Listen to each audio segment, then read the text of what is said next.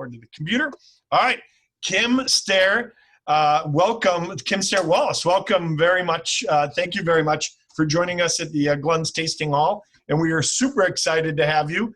I actually have a fabulous little virtual background that I have to, of course, put on here for our visit with Dry Creek Vineyards here. I always forget which way I have to go. But this is, when you go to visit Dry Creek, you are welcomed by this beautiful view. And thank you very much for coming. You have an outstanding story to tell with an absolutely fabulous family. And I am not going to hold you up. Kim Stair Wallace, thank you very much for being here. Thank you, everybody. I'm super happy to be here. And it's not going to be the same as being in Chicago at the Glunz tasting, but I'll try to do my best to make it similar. And if you can't hear me, just let me know or let Joe know. We were having a little problem with the audio a minute ago, but I'm trying to speak loudly. So anyway, so as Joe said, my name is Kim Stair Wallace. I'm the second generation owner of our family winery, Dry Creek Vineyard. And I am really proud to be, I think, what is becoming a true rarity in our industry today. And that is that we are one of the few remaining iconic legacy family-owned wineries from the illustrious class of 72, consistently making 90-plus point wines. And it's just something I'm super, super proud of. We just started our 49th harvest, believe it or not, and I've got my eyes set on our 50th anniversary, which is just in 2 short years away. And so, you know, I think one of the things, there's a lot of things that make us very unique, but one of them, of course, is our family ownership, our authenticity, and really our complete and total devotion to producing world-class wines. So anybody that knows me well, Sara is upstairs in her office, and I think John Doxson is maybe somewhere on this call as well. He's our sales director.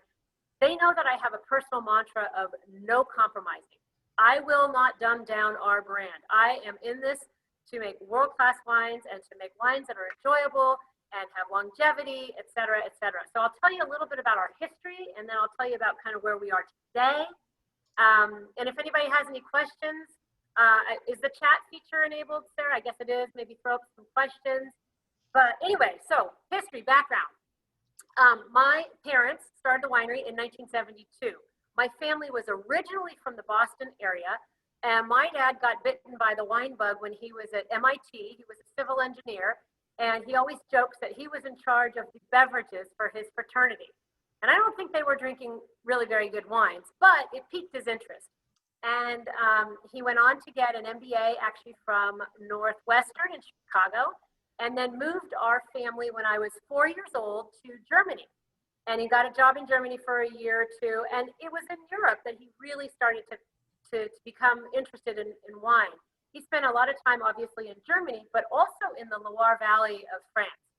When my parents came back to the United States in the late 60s, Dad read an article in the Wall Street Journal, I think it was like 1968, about the future of the California wine business. And he basically convinced my mom that they should do a complete about-face, sell everything, load the kids in the car, and drive across the country. And he enrolled as a graduate student at UC Davis. So after that venture, I remember really vividly my parents, spending a lot of time on the weekends looking for properties, because after he got his enology degree, the next step was finding a location to start our winery. And we toured places in Napa, places in Sonoma, even up in Mendocino County. And eventually they stumbled across a very rundown, sleepy, kind of neglected valley called the Dry Creek Valley. And on a handshake deal, my father bought a 55-acre rundown prune orchard. And it was a very bold and daring move. And it kind of shook up the whole community. This photograph that Sara just put up is actually from the original groundbreaking ceremony. And you can see that's me turning over the first shovelful of dirt right in front of the winery. The building is our original building. It's still the main building. In fact, it's right behind me. I'm standing in our tasting room, and on the other side is our cellar, which is what that building is. But basically, my father tore out those prune orchards and planted the region's first grapevines after Prohibition. What did he plant? Well, he planted a number of varietals, but he focused on Sauvignon Blanc. And in fact, he was the first to plant Sauvignon Blanc first to release a Fume Blanc back in 1972, which of course we'll be tasting. And, really is credited with the renaissance in wine growing here in Sonoma County and of course here in Dry Creek Valley. So we have quite a story, and it's, I'm really proud of it. And I invite all of you to come visit at some point when we can all travel again. Anyway, over the years, we've been credited with many historic firsts. I've mentioned a few of them already, but we're also known as the first winery to coin the term old vine for our old vine Zinfandel, which is a wine we make from vines over the age of 100 years old. We were actually the first to advocate for Bordeaux-style blending in this industry, and we were the first to use the term meritage. And in fact, the two Bordeaux-style wines we're tasting today are very indicative of our approach with Cabernet and with the Bordeaux wines, because we've always produced a blend. We were the first to develop really in our area an aggressive program in sustainable agriculture. We are 100% certified sustainable. So anyway, I could go on and on. The point is lots of historic firsts. But I want to kind of shift a little bit. So I grew up at this winery. I worked here as a teenager. I swore I'd never work here as an adult, but I don't know if any of you come from a family business. It kind of gets in your blood. And I came back to work here in my mid-20s. But you can see in this photograph, I'm on the left. I think I was about 13 years old, and I'm in the what was our original tasting room, taking orders. I love the picture because on the wall you can see the rotary phone, and right above my head is a calendar with a sailboat on it. And if you know Dry Creek, we feature sailboats on our labels and that we are passionate about sailing. And then on the right is my photograph of my husband and I, actually at our engagement party, which we had right here at the winery outside my office doors. So this is truly a hands-on family-owned business. I've worked here my entire adult life. I took over in 2011 as president, and my father actually retired back in 2006. So this is kind of where the story shifts a little bit. And maybe, I don't know what photographs you've got lined up, Sara, but I just want to talk a little bit about the second generation vision. So as many of you know, our industry has gone through a massive, what I consider kind of I call it frankly the homogenization of the wine industry, but it's really been the kind of corporatization of the wine industry as these big companies have been buying wineries, left and right, really for the last 2 decades. And so when my dad was looking at retirement, and my husband and I were looking at what we wanted to do to really sort of shape the winery in our vision, we began a major reinvention of our winery. And my father had grown the winery quite large. We had vineyards throughout the entire county, and it didn't make sense to us. We felt very strongly that we are the flagship winery of Dry Creek Valley. We put this area on the map. We should be terroir-focused, appellation-driven, focusing on the Dry Creek Valley, and do whatever it takes to make wines of distinction that really stand out in the marketplace. And so we began over the last, it's really been about 15 years now, reinventing. And what that really means is investing in new techniques, new equipment, new barrels, new talent, new vineyards. We made a major shift in selling off vineyards that we had in other parts of the county, invested in Dry Creek Valley. And, I think that it's sort of counterintuitive to what I see happening in our industry, which is where wineries of our ilk and of our size are getting bigger and bigger and bigger, and they're making decisions to lower their input costs. So for example, our Fume Blanc, which we're going to taste in a minute, I would say the vast majority of wines in that price category have gone to either a California appellation or a North Coast appellation. Now, I'm not saying those wines are bad, but what they're trying to do is broaden the area or region that they are sourcing vineyards from, sourcing grapes from, to lower their input costs. We are doing the complete opposite. We are going into our vineyards and in some cases sections within sections or blocks within vineyards and kind of micro harvesting and really kind of drilling down to the terroir of Dry Creek Valley and our particular region.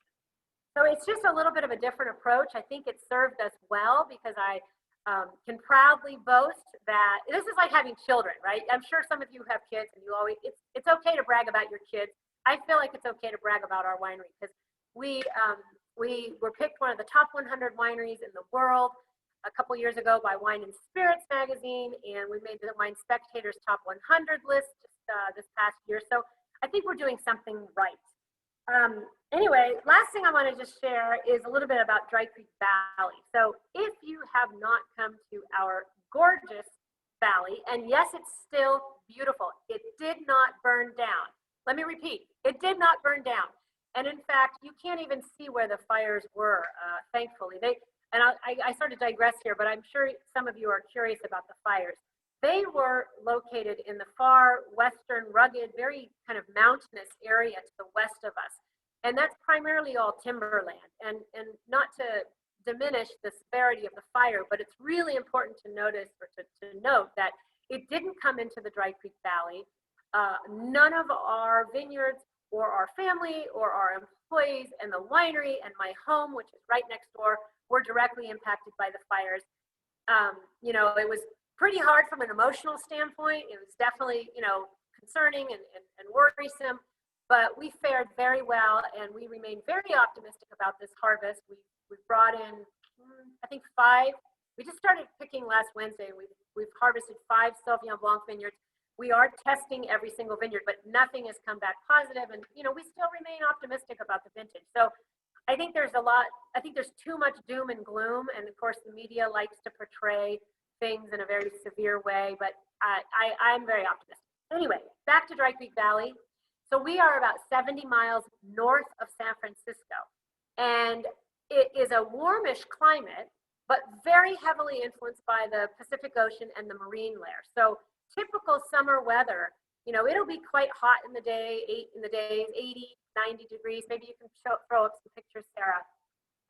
And it'll be warm, but then that fog comes in every day and cools those grapes down. And you know, at nighttime, our temperatures are in the mid 50s, you know, 60s. So we will easily have a 30-degree drop in temperature every single day. And this allows for the grapes to hang for a long time and have a nice long, slow maturation period. It's really ideal for the varietals that we specialize in.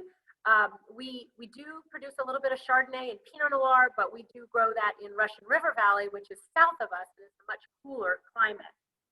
So let's go ahead and taste. Does that sound good? Yeah, okay, I got a thumbs up. So Chenin Blanc.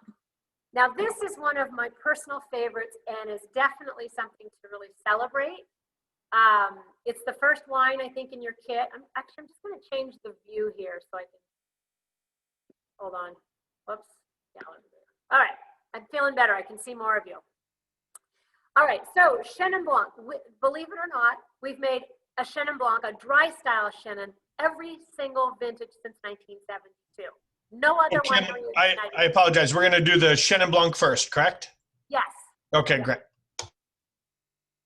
So no other winery has produced, well, this year it'll be 49 consecutive vintages. And again, this is a wine that reflects my father's real passion for the Loire Valley. So we've always traditionally produced it in a dry style. The residual is 0.4%. So when you're under 1%, it's basically below the threshold of sweetness. So it drinks dry, but there is a tiny bit of residual sugar. It is, hang on one sec. Let me just, by the way, just so you know, it's a little early for me to be drinking Chenin, but we do consider Chenin a breakfast wine here. I know it's more of a mid-morning wine for you guys. Anyway, it's non-oak aged. We don't add any other varietals into it. So, you know, there are some Chenins in the market where they're blending in Viognier, et cetera, or in fact, they're even oak aging it. This is stainless steel fermented, 100% dry Chenin Blanc. And it actually is from the Clarksburg area, which is just to the east of us in the Sacramento Delta. So this is the only wine that I produce that the grapes aren't grown right here at the winery. Now, why is that? Well, about 30 plus years ago, we formed a partnership with a family over in Clarksburg, and my father did business, you know, basically did business with the son, and now I'm doing business with the son.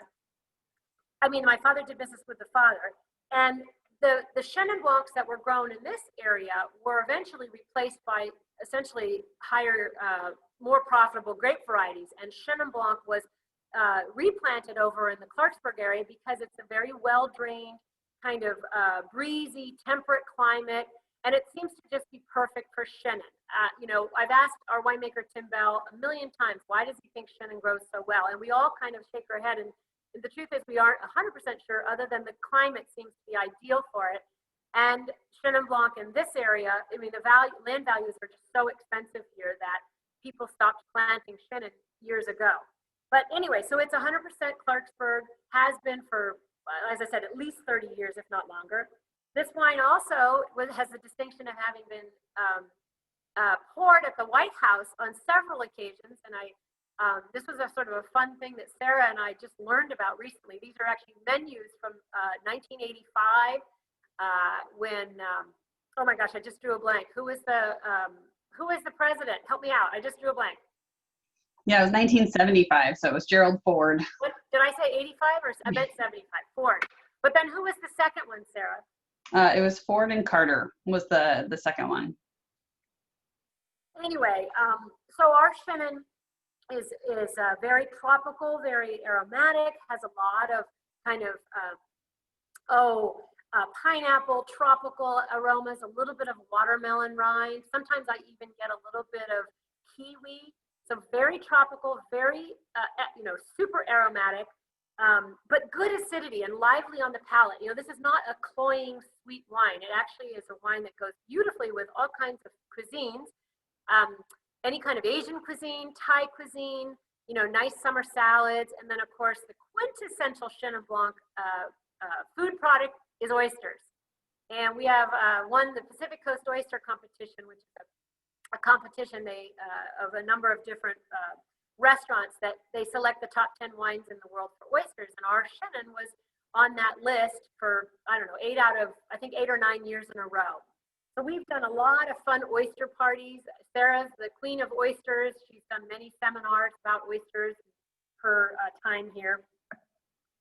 There's a nice subtle minerality to this wine too that I think really intrigues people. And what I love about our Chenin is just the versatility.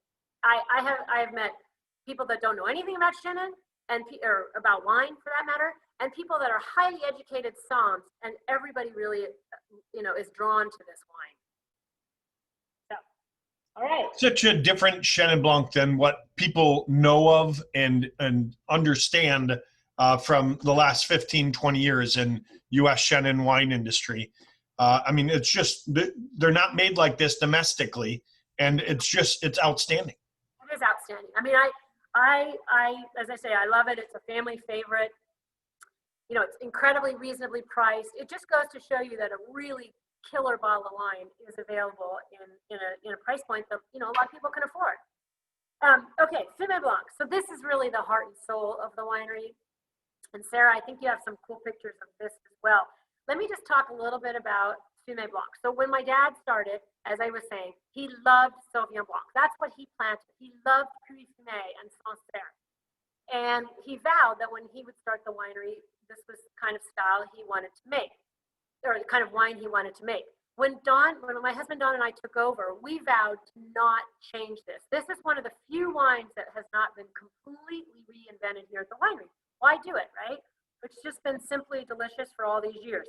It is kind of the quintessential style of Sauvignon Blanc, and for decades it was considered before there were a lot of new producers, it really was considered sort of the hallmark benchmark, if you will, Sauvignon Blanc in California.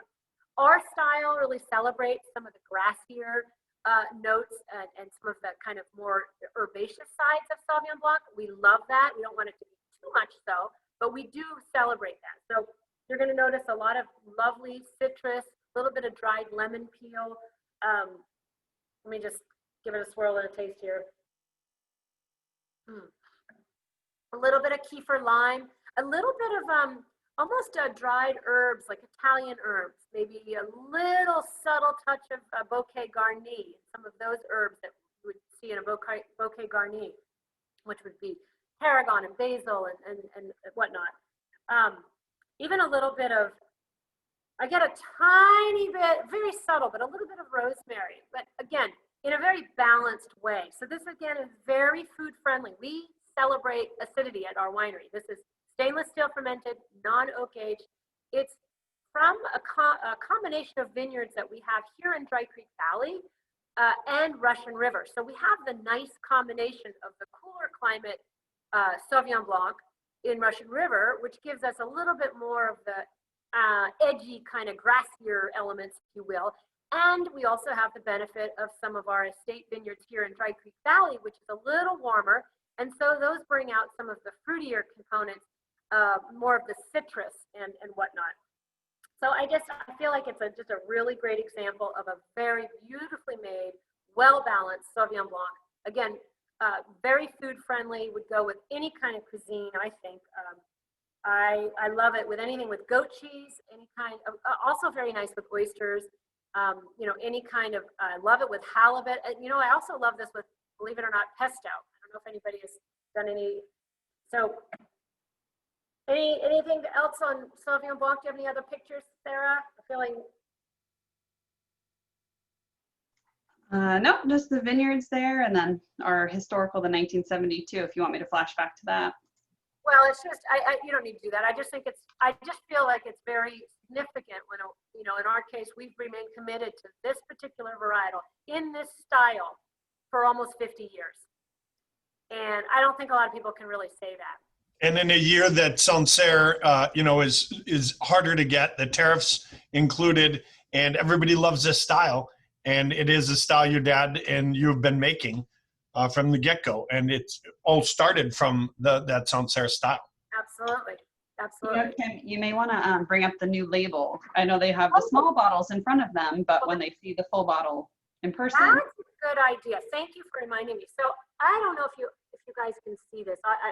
I'm sure you can't read it, but we recently made a label redesign, and part of what you'll find if you read the label is we really want to showcase authenticity and the transparency of our product. We have nothing to hide here, okay? Nothing at all to hide. We aren't adding weird things to our wines. We aren't, we know where every grape comes from. I mean, literally there's nothing, it's something to be proud of. And so it occurred to us that we should be a little bit more forthcoming with some of that information directly on the label. And so, I redesigned the label a couple months ago, and in fact, we tell the customer that, the wine, how it's made, what the flavor profile is, that it's grown in our estate vineyards and from small local farms. We talk about the biodiversity and sustainability efforts of the winery. And then this is kind of a shocker. We went out on a limb and decided to really, to be, what's the word? To proudly share something that you probably know, and a lot of us in the industry kind of take it for granted, but a lot of consumers don't know, and it's important to them. And that is that the wine is gluten-free and vegan, and we practice minimal intervention. So we actually put that right on the label. And we've had some tremendous feedback, positive feedback so far. And I'd be very curious to hear how it is doing in Chicago, Joe. I mean, it was a bold move, I think, on our part. But yeah, no, we love it. It's great. We loved when you kicked it off this spring. And actually the bottles, the small bottles that you've seen many times before, which I apologize with my fake background, you can't see it too much, but it actually has the new label on the small bottles. So if everybody's just looking at that, you can't really read it unless you have amazing eyes, but it is done on the laser printer, so it's pretty good quality. Of amazing eyes. I'm going to change glasses so I can see better. There is a question in the chat about why did we name it Fume Blanc instead of Sauvignon Blanc? Oh yeah, great question. So we named it Fume Blanc because when Dad started in 1972, it was 4 years after Robert Mondavi had coined the term in Napa Valley, right? Mondavi coined the term Fume Blanc in 1968. And when my father was trying to figure out how to release this wine and market it, he did some investigation and he learned that the term Fume Blanc vastly outsold wines bottled under the name Sauvignon Blanc. And he loved Fruit Fume. So we thought, hey, I'm going to call it Fume Blanc. I mean, pretty simple reason. And we've stuck with it for all these years. Now, there's a lot of confusion with the term Fume Blanc today. I think people sometimes assume that it is oak aged. It is not. In South Africa, if you label a wine Fume Blanc, it does imply that it is oak aged. So there is some confusion around the term. It's, you know, it's a very traditional term that we've stayed with because we celebrate that kind of his legacy, meaning my dad's legacy. But we also produce a wine that we simply call Sauvignon Blanc, and that's a slightly different style and whatnot. So we've stuck with the term mostly because of the history of the winery, and it's what people know of from Dry Creek Fume Blanc. Okay, should we move in? Actually, I guess let me look. I can look at the chat features too. Any other questions? Okay. Sarah, you'll have to help me out on the questions. Okay. So Perry was just noticing that the new label is informative. Yes, it is very informative. If I could make it longer and wider, I would have put more information, but then my winemakers would have been really upset because it just makes it really hard on the bottling line. Okay, so Heritage Zinfandel. This is one of the sort of the true pride and joy, of the winery in the sense that this is this wine comes originally from a vineyard my husband planted in the early 1990s. And the technique that we used was very, very groundbreaking at the time. And it's, again, one of those historic firsts that I was going to mention earlier. What we call it Heritage Vine Zinfandel because he took budwood from a very old pre-Prohibition vineyard, very famous vineyard that sadly is no longer producing. And we grafted it onto rootstock, planted it in our vineyard when we bought our property. We bought our property, which is directly behind the winery, in 1989.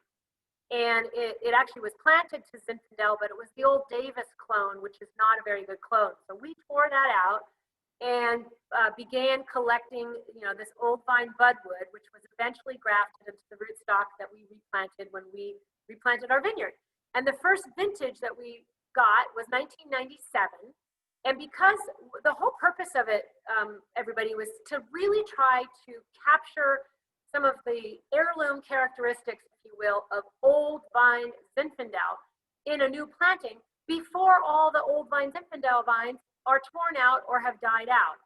And so we wanted to try to see if we could,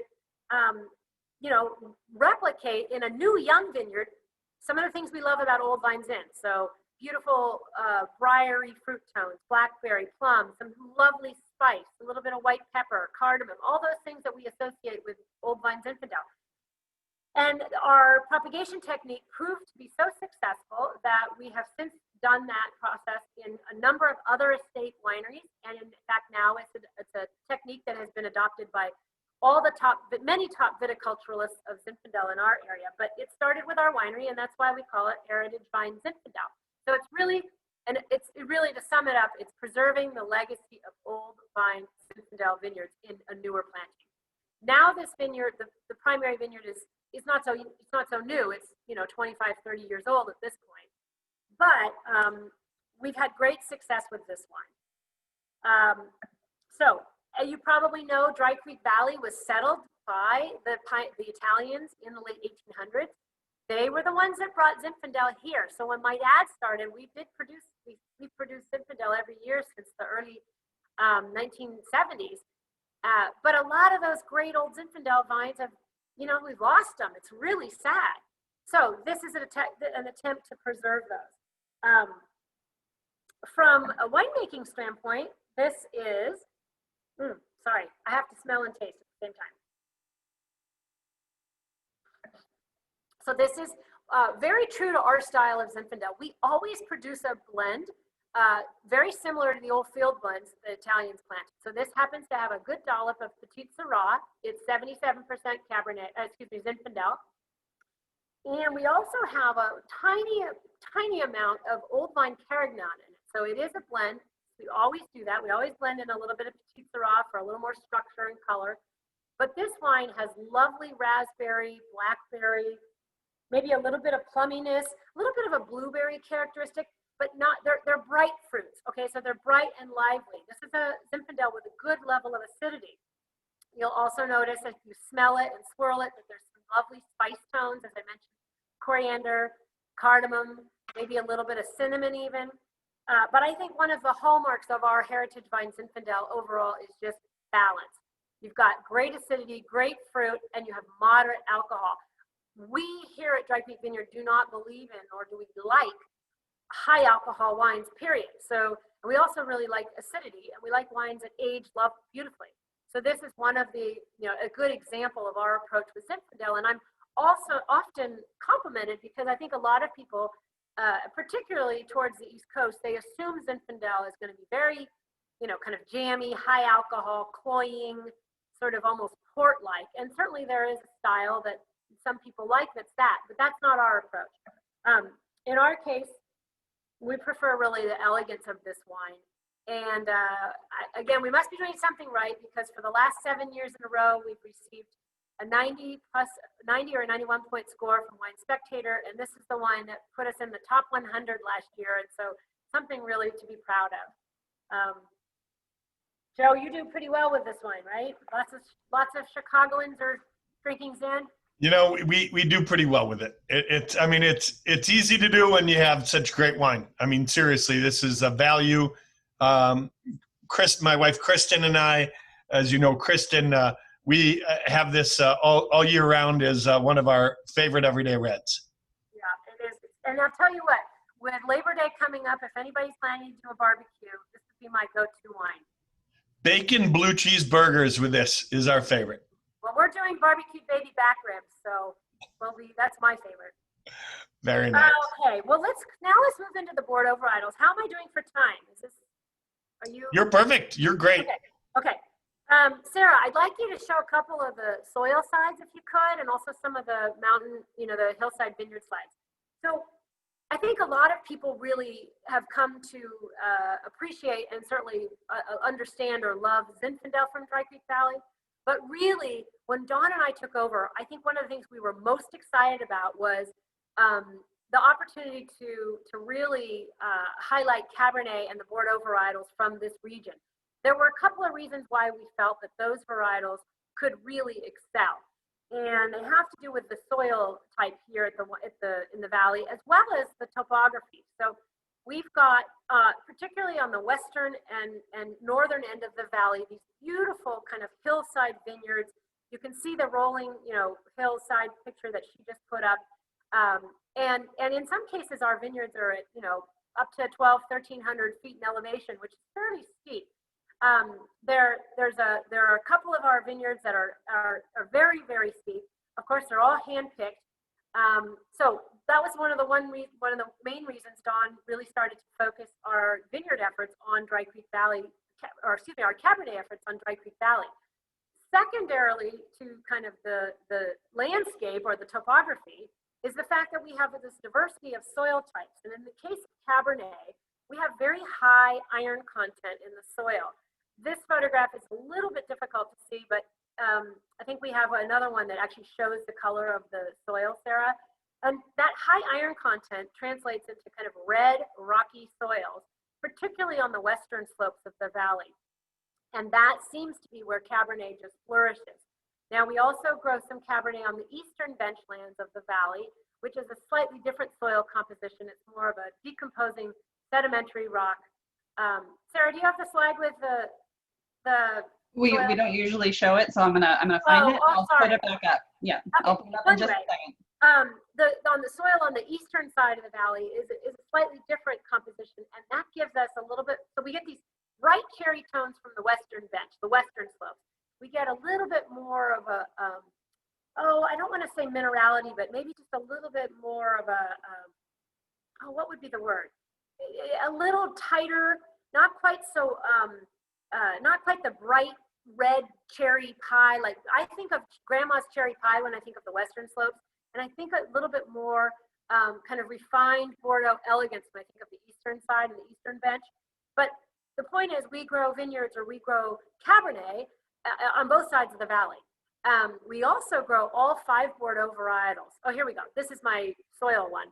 And I think the picture just shows the color differentiation a little bit better. And the iron, you can tell the soil photograph on the left has that iron content, but it's also very rocky. So those vines struggle a little more. We get quite low yields. As I mentioned, they're mostly all hand-picked, hand-farmed. And then the eastern slopes, that's the middle soil type. And then on the far right, which we already tasted the Sauvignon Blanc, but that's where we grow our Sauvignon Blanc, is on the valley floor. And it's a very sandy, loamy, well-drained soil. It runs along the creek, the dry creek, which is not dry. It's sort of a little mini river, but it's very fertile. And so Sauvignon Blanc grows well there. In fact, we have to control the vigor with a lot of, with some leaf pulling, etc. But since we're talking about Cabernet, if you have it, I would suggest you go ahead and try this.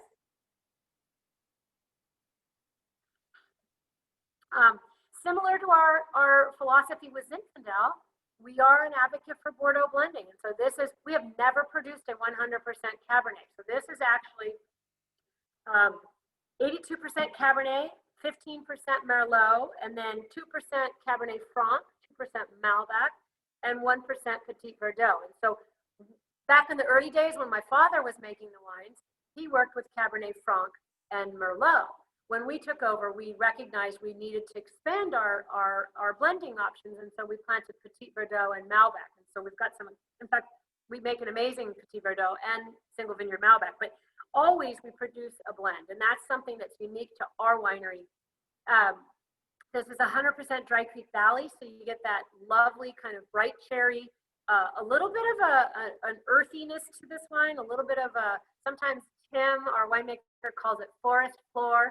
I call it kind of an earthy, sort of dried, kind of just a dried herb characteristic.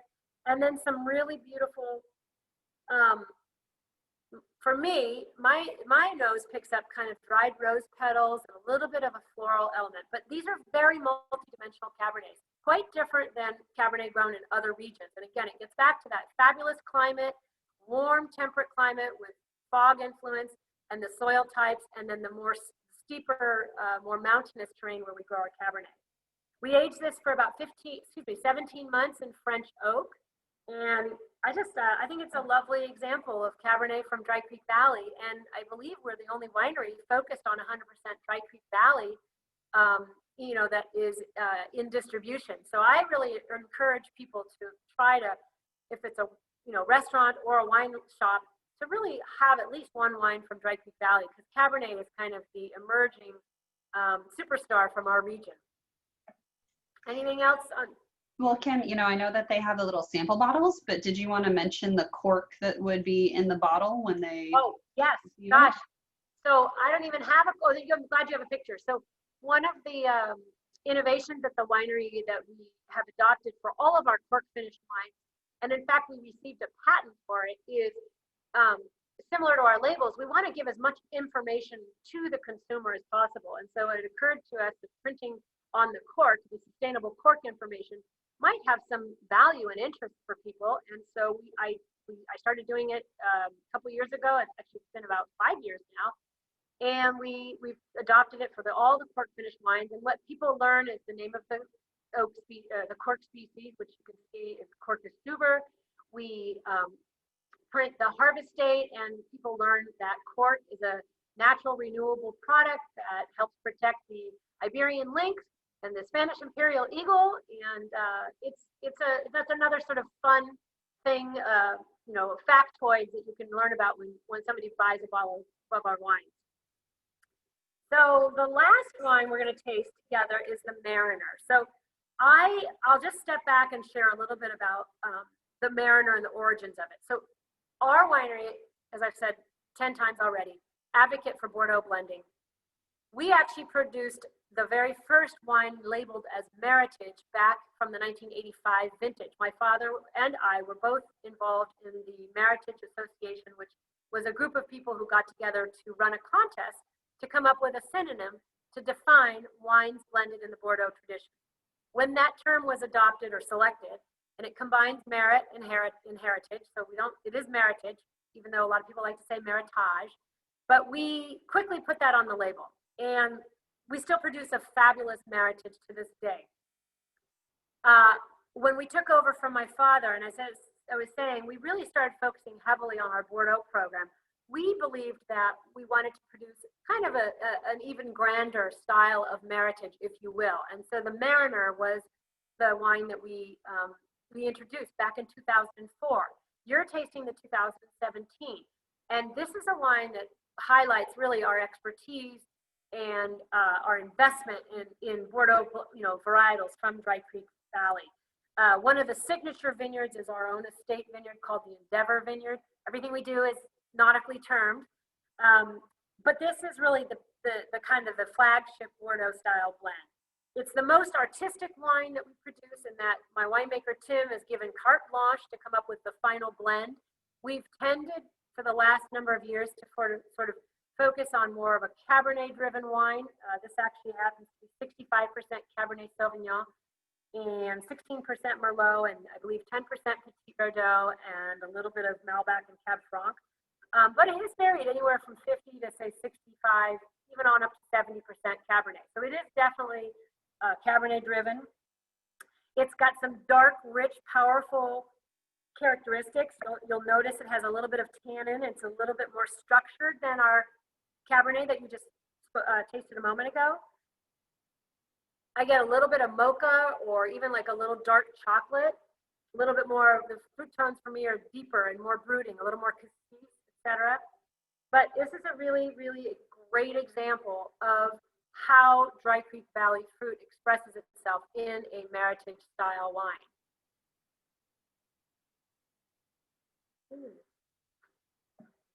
So I see a question popping up, something about Hungarian oak. Is that? Yeah, asking how does Hungarian oak influence the wine? So we don't use Hungarian oak in the Bordeaux varietals. It's primarily for Zinfandel. We use several different types of oak in Zinfandel. Hungarian, we do a little bit of Yugoslavian, a little bit of American. And, but actually, probably more interestingly, is the fusion barrel that we developed, that we actually kind of invented for our heritage vine Zinfandel. And the fusion barrel incorporates some Hungarian wood in it.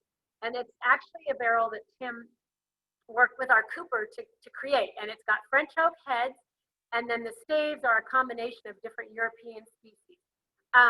I think the Hungarian oak maybe, and again, this would probably be a better question for Tim to really drill into, but in my experience tasting through those barrels, there's a little bit more maybe spiciness, a little bit more spice tones, but in a soft way. Our wines, we don't advocate or kind of go after highly oaked wines. It's just not our thing, never has been. So in the case of the heritage vine Zinfandel, that fusion barrel is a really great blend of various species of wood that don't overpower and dominate the more delicate aromas of Zinfandel. So Hungarian happens to be just one of them. I wish I could get some feedback. What do you guys think? Anything? Can you unmute everybody? Is there a way to hear some feedback?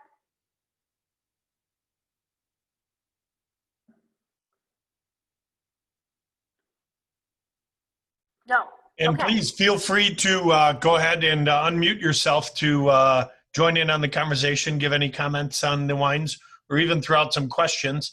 Again, you can throw any questions in the chat function, but feel free to unmute.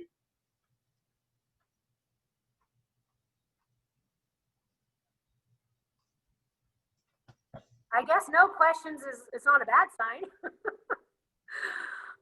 Well, if there aren't any questions, I hope I've piqued your interest in Dry Creek Vineyard. I appreciate your time and attention, and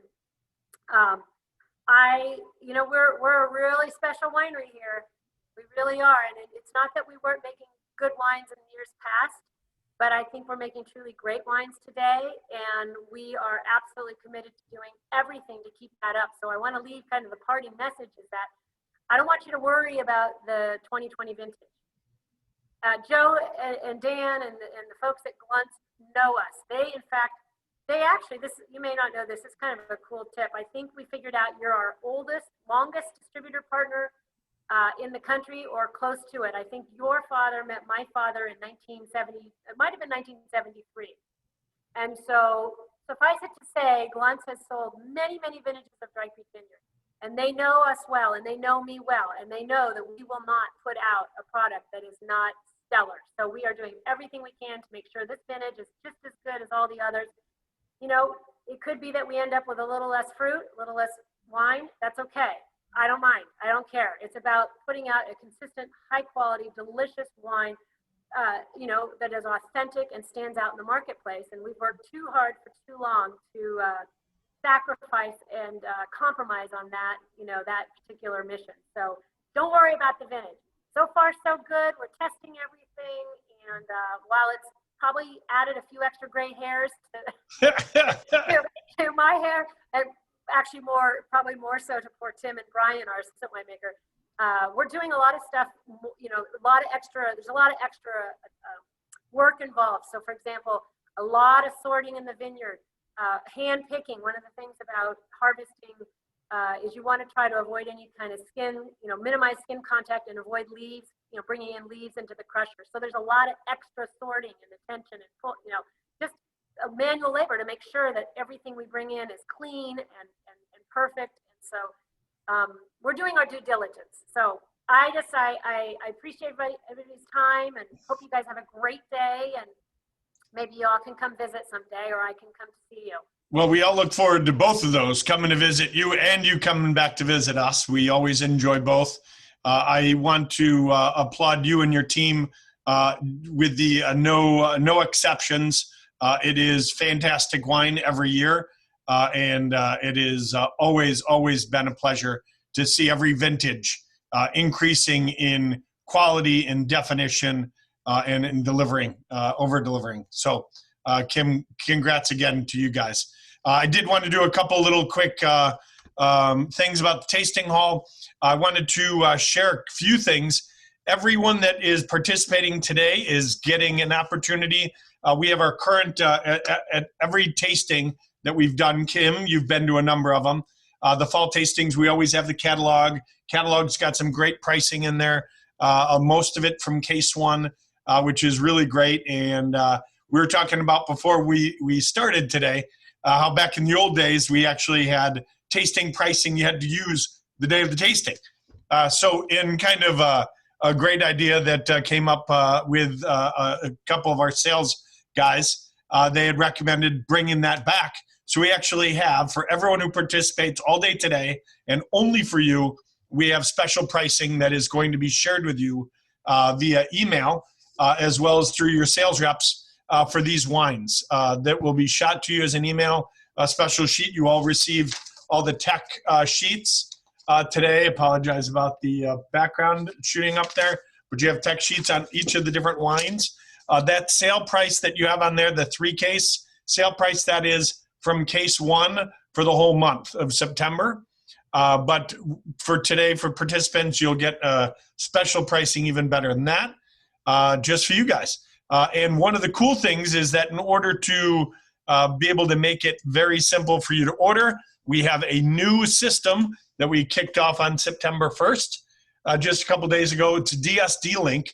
This is our online ordering platform, which you can jump on the internet, on the great interwebs, or even better and more advanced, you can download our app, the DSD Link app, and that app will allow you to be able to log in and not only be able to find any different wine that you're looking for when you're done with your processing your orders at 8 o'clock at night, or trying to figure out how to fill in those orders for tomorrow. You can go ahead and place those orders. You can also see past orders you've done. You can find new products, all researched right on this site, as well as being able to see via GPS. You can see where your delivery is and where you're set up on the order for your driver for those deliveries that day. Almost better than Amazon. But anyway, so we have that fun segment. The other thing I wanted to share with everyone is that we also have, as part of this tasting hall, we have some, as I mentioned, our favorite wineries that we are hosting here in our virtual tasting hall. And we have a great list of some of those great wineries, including obviously Dry Creek today. Tomorrow we'll have Wednesday, we'll have Raptor Ridge, a brand new producer from the Rhone Valley, Broti Winery. Broti has got a lot of Chateauneufs, Côte d'Rône, and a lot of other cool things they'll be presenting from Chateauneuf. Then we have next week going to Italy and France and the Languedoc, and then back to Italy. So we got a great lineup here, and hope that you're able to make as many as possible. Please go ahead and sign up with your sales rep, or just shoot a call to the office and we'll get you signed up and get you out, as we did today, these fantastic sample bottles. So thank you everyone for coming. We do have a drawing, Kim. I think John Doxson mentioned to you, we're giving out the award for today. We're actually, just like yesterday, these wineries just keep kicking the stuff up for you. We're going to be giving away a Magnum of the Mariner to one participant from the morning session and another one for the afternoon session. So one of you guys will be winning. We had actually had Tim Campbell, who was on yesterday, actually is on today, and he was a winner yesterday. So, and he just found out tonight, this morning. So anyways, lots of fun things with the tasting hall, Glunz Tasting Hall. And Kim, Sara, I can't believe how great you are consistently on this. John Doxson, who was on here briefly and is staying silent, but he'll be in for the afternoon session. Thank you guys very much. All right, take care, everybody. Thanks. Have a great rest.